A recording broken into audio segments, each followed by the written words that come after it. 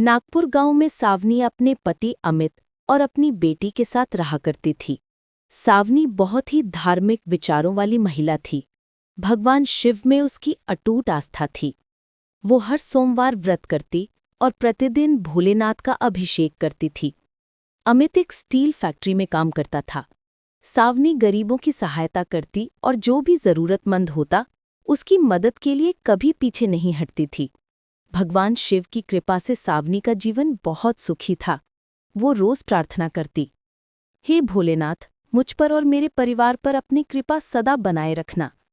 आपकी दया से मुझे किसी चीज की कमी नहीं है। धन्यवाद प्रभु। लेकिन एक दिन खबर आई कि अमित का फैक्ट्री में एक्सीडेंट हो गया है।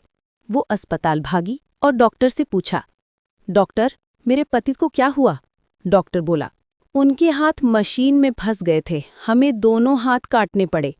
सावनी स्तब्ध रह गई। वो मन ही मन बोली, हे भोलेनाथ, मैंने कभी किसी का बुरा नहीं चाहा, फिर मेरे साथ ही ऐसा क्यों? जब अमित को होश आया तो उसने कांपती आवाज में कहा, सावनी, मेरे हाथ, अब मैं किसी काम का नहीं रहा, काश मैं मर ही जाता। सावनी ने आंसू पोंछे, ऐसा मत कहिए, जो हुआ वो भगवान की मर्जी थी, मैं आपके साथ हूं।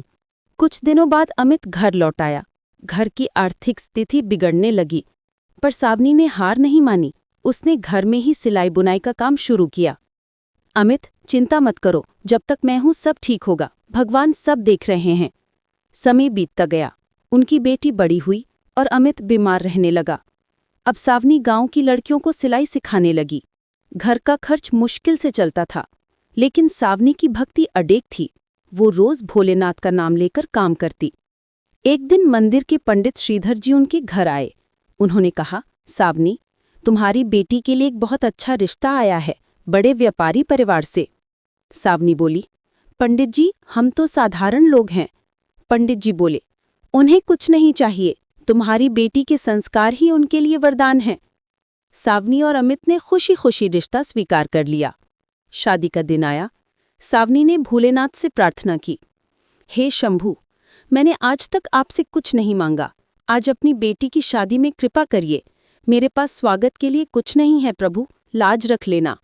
वो जैसे ही मंदिर से लौटी, उसने देखा कि बाहर बारात के स्वागत की सारी तैयारियां हो चुकी हैं। सजावट, संगीत, भोजन, सब कुछ भव्य। सावनी बोली, भोलेनाथ, ये सब आपकी कृपा है। शादी शुरू हुई। जब कन्यादान की बारी आई तो अमित अपने कटे हाथ देखकर रो पड़ा। तभी वहां भगवान शिव और माता पार्वती प्रकट हुए। भोलेनाथ बोले, सावनी, मैं तुम्हारी भक्ति से प्रसन्न हूं, मांगो, क्या चाहती हो? सावनी ने कहा, प्रभु, मेरी एक ही इच्छा है, आप स्वयं मेरी बेटी का कन्यादान करें। शिव और पार्वती ने कन्यादान किया। शादी संपन्न हुई और अंत में माता पार्वती ने कहा, तुम्हारा विश्वास अमूल्य है। फिर भगवान शिव ने आशीर्वाद देकर अमित के हाथ पुनः ठीक कर दिए और अंतर्ध्यान हो गए। सावनी की भक्ति, उसका धैर्य और सच्चा विश्वास आज भी नागपुर गांव में मिसाल के रूप में याद किया जाता है। कहते हैं, जो मन से सच्ची भक्ति करता है, उस पर भोलेनाथ की कृपा कभी कम नहीं होती।